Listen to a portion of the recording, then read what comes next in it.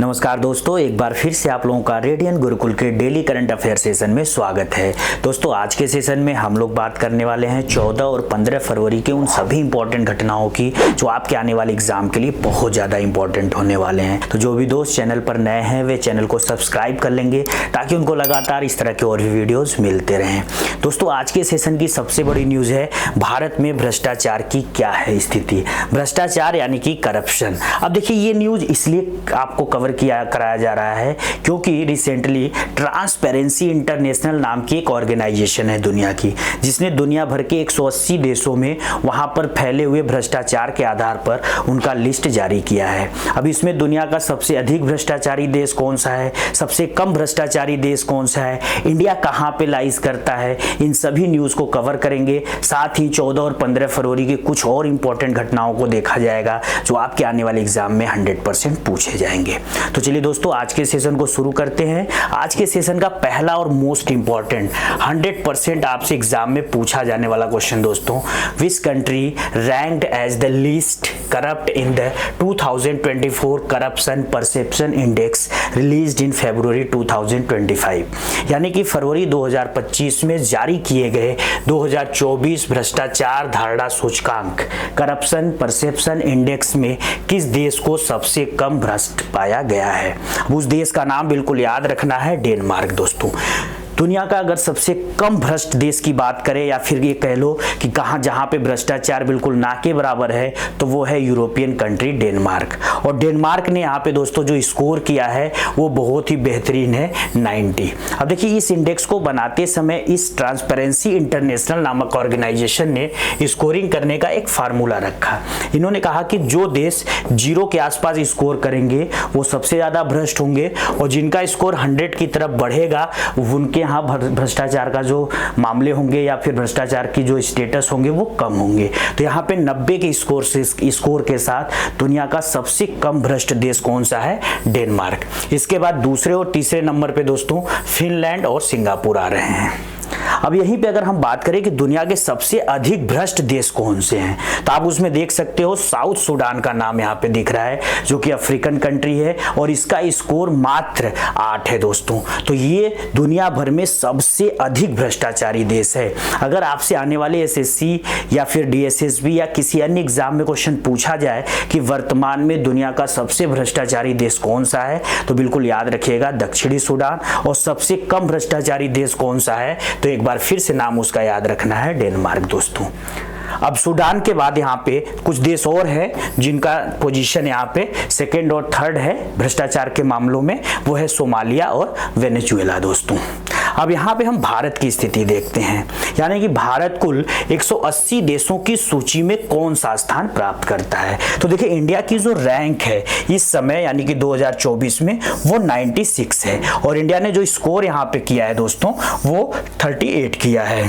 तो इंडिया का जो ये स्कोर है पिछले साल की तुलना में 1 अंक गिर गया है, क्योंकि 2023 में भारत का स्कोर 39 था और इस बार वो 38 पर आ गया है। लेकिन करप्शन के मामले में अगर सूचकांक में भारत की स्थिति देखें तो एक बार फिर से इंडिया की रैंक याद रखिएगा, 96। आने वाले एग्जाम में आपसे एक क्वेश्चन 100% पूछा जाएगा कि रिसेंटली जो corruption Perception index 2024 transparency international नामक ऑर्गेनाइजेशन के द्वारा जारी किया गया है उसमें भारत की रैंक क्या है, तो एक बार फिर से याद रखना है 96 दोस्तों। इसके बाद दोस्तों आज के सेशन का एक और इंपॉर्टेंट क्वेश्चन देखते हैं, in which state has President's rule been imposed on 13 February 2025 under article 356 of the constitution. बहुत बड़ी न्यूज है दोस्तों, इसको मैंने ऑलरेडी कवर कर दिया था, लेकिन यहाँ पे आप देख लो कि पूछा जा रहा है कि संविधान के अनुच्छेद 356 के तहत 13 फरवरी 2025 को किस राज्य में राष्ट्रपति शासन लगाया गया है। तो उस राज्य का नाम है दोस्तों मणिपुर, और मणिपुर में ये 11वां राष्ट्रपति शासन है, यानी कि वहां पर 11वीं बार राष्ट्रपति शासन लगाया जा रहा है। अब रिसेंटली मणिपुर में हुआ क्या, तो 8 फरवरी को मणिपुर के जो मुख्यमंत्री हैं दोस्तों, जिनका नाम क्या है, एन बीरेन सिंह। देखिए एन बीरेन सिंह ने अपना इस्तीफा दे दिया था और जैसे ही उन्होंने इस्तीफा दिया तो वहां पर जो गवर्नर थे राज्यपाल भल्ला जी ने कहा कि यहाँ पे अब ऐसी मैकेनिज्म या फिर कह लो कि संवैधानिक तंत्र नहीं बचा है जिसके तहत राज्य सरकार अस्तित्व में बन सके। इसीलिए केंद्र सरकार को उन्होंने राष्ट्रपति को रिकमेंड किया कि आप यहाँ पे राष्ट्रपति शासन लगा सकते हो और उसी को देखते हुए भारत की राष्ट्रपति द्रौपदी मुर्मू ने मणिपुर में 11वीं बार क्या किया है, राष्ट्रपति शासन लगा दिया है दोस्तों। अब अगर किसी राज्य में राष्ट्रपति शासन लगता है तो वो संविधान के किस अनुच्छेद के तहत लगता है, ये बहुत इंपॉर्टेंट क्वेश्चन है। तो बिल्कुल याद रखिएगा, वो आर्टिकल है 356। और भारत में सबसे पहली बार जिस राज्य ने राष्ट्रपति शासन का सामना किया था उस राज्य का नाम है दोस्तों पंजाब। अब एक चीज और समझिए कि जैसे ही राष्ट्रपति शासन कहीं लगता है तो वहां पर क्या चीजें बदल जाती हैं एक जनरल राज्य की तुलना में। तो ये देखिएगा, जैसे ही राष्ट्रपति शासन किसी भी राज्य में लगेगा वहां पर जो भी मतलब कि कार्यकारी कार्य होगा, मतलब उस स्टेट का, वो सभी अब मुख्यमंत्री की बजाय कौन संभालने लगेगा, राष्ट्रपति संभालने लगेगा। और जितनी भी विधायी शक्तियां हैं, यानी कि जो वहां का विधानमंडल जो काम करता है, वो सारा का सारा पावर किसको दे दी जाएगी, संसद को, यानी कि जो हमारी लोकसभा और राज्यसभा है। तो अब मणिपुर के लिए कोई कानून बनाना होगा तो संसद बनाएगा और मणिपुर का जितना भी एग्जीक्यूटिव पावर्स है वो हमारे प्रेसिडेंट के पास आ जाएगा। ये तब तक चलेगा जब तक मणिपुर में राष्ट्रपति शासन बरकरार रहेगा दोस्तों। राष्ट्रपति शासन एक बार में 6 महीने तक के लिए लग सकता है और हर 6 महीने पे अगर इसको अनुमोदित कर दिया जाए तो आप ये लगा लो कि अधिकतम 3 साल तक किसी भी राज्य में राष्ट्रपति शासन लगाया जा सकता है। अब यहाँ पे बात करते हैं कि मणिपुर में राष्ट्रपति शासन या फिर वहां के मुख्यमंत्री एन बीरेन सिंह के इस्तीफे की क्यों संभावना बनी। तो देखिए मई 2023 में मणिपुर में जातीय हिंसा स्टार्ट हुई थी और बेसिकली मणिपुर के 2 बड़े कम्युनिटी, एक वहां पर मैतेई और दूसरा जो है कि कुकी, इन दोनों के बीच जो वायलेंस कन्फ्लिक्ट स्टार्ट हुए मई 2023 से वो अब तक चल रहे हैं और उनको वहां की जो गवर्नमेंट थी, BJP led government, N Biren Singh वो कंट्रोल नहीं कर पाए और इसी सभी मामलों की वजह से एन बीरेन सिंह ने फिलहाल 8 फरवरी को अपना इस्तीफा दे दिया है और उनके बाद वहां पर अब दोबारा किसी की सरकार नहीं बन पा रही थी, इसलिए गवर्नर ने राष्ट्रपति को रिकमेंड किया कि आप यहाँ पे प्रेसिडेंट रूल इंपोज कर सकते हो और फाइनली 13 फरवरी को वहां पे इंपोज कर दिया गया है। आने वाले एग्जाम में 100% आपसे पूछा जाएगा दोस्तों कि रिसेंटली फरवरी 2025 में भारत के किस राज्य में राष्ट्रपति शासन लगाया गया है। राज्य का नाम एक बार फिर से याद रखना है, मणिपुर दोस्तों। चलिए इसके बाद एक और क्वेश्चन की बात करते हैं।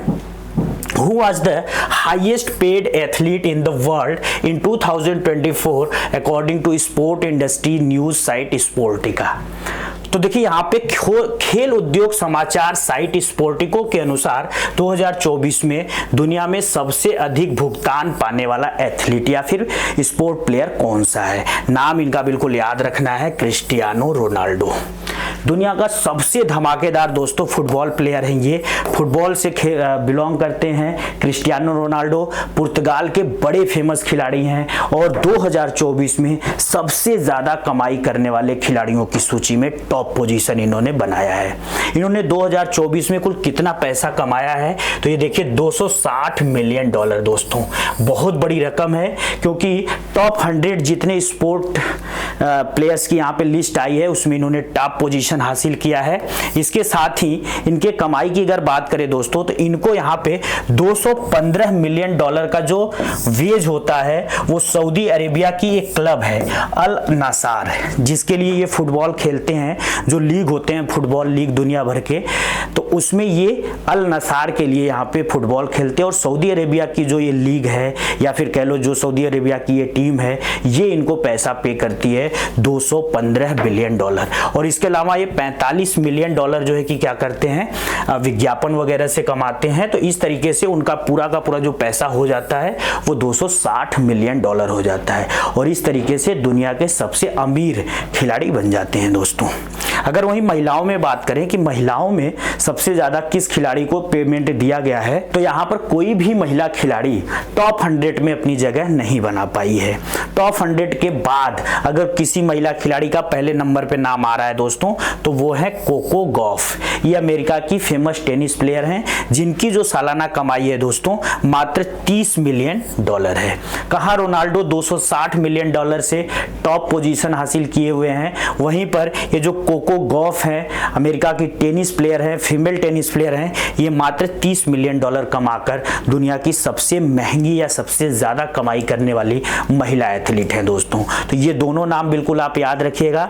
दुनिया भर में सबसे ज्यादा कमाई करने वाला पुरुष एथलीट क्रिस्टियानो रोनाल्डो पुर्तगाल के फेमस फुटबॉल खिलाड़ी हैं। अगर वहीं महिलाओं की बात करें तो कोको गॉफ ये टेनिस खिलाड़ी हैं, अमेरिका से आती हैं। ठीक है दोस्तों। इसके बाद दोस्तों आज के सेशन का बिल्कुल लास्ट क्वेश्चन देखते हैं। Which advanced fighter jet is included in the deal between the United States and India in February 2025? फरवरी 2025 में संयुक्त राज्य अमेरिका और भारत के बीच होने वाले सौदों में कौन सा उन्नत लड़ाकू विमान भी शामिल है? यानी कि अब आपको पता होगा ही कि रिसेंटली भारत के जो प्रधानमंत्री नरेंद्र मोदी जी हैं वो अमेरिका और फ्रांस के दौरे पर गए थे, और अमेरिका के दौरे पर जब वो गए थे तो वहां पे उन्होंने अमेरिका के राष्ट्रपति डोनाल्ड ट्रंप से मुलाकात की।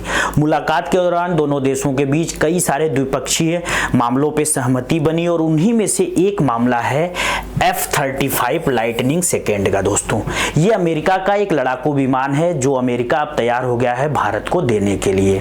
तो ये बहुत बड़ा समझौता है, और ये अगर ये लड़ाकू विमान भारत को मिल जाता है तो भारत का जो एविएशन सेक्टर है या फिर कह लो जो इंडियन एयरफोर्स है वो और ताकतवर हो जाएगा दोस्तों। अब देखिए यहाँ पे थोड़ी सी हम बात करते हैं कि ये जो F-35 जेट्स हैं इसको किसके द्वारा बनाया गया, यानी कौन सी कंपनी ने इसको बनाया है?